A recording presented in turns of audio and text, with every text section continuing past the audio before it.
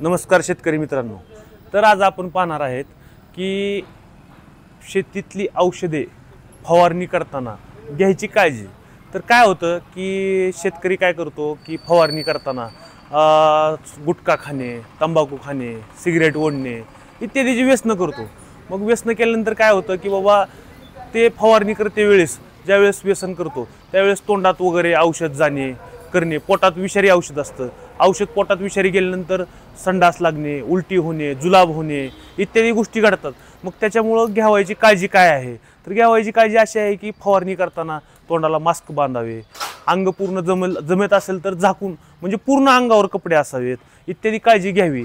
आणि दुसरी गोष्ट अशी आहे की ज्यावेळेस आपण औषधं फवारणी करण्यासाठी दुकानदाराकडून औषधं घेतो तर दुकानदाराच्या सल्ल्याने औषध कोणते औषध मिक्स करावे, औषधाचे प्रमाण किती वापरावे इत्यादी गोष्टींची पण माहिती घेतली पाहिजे।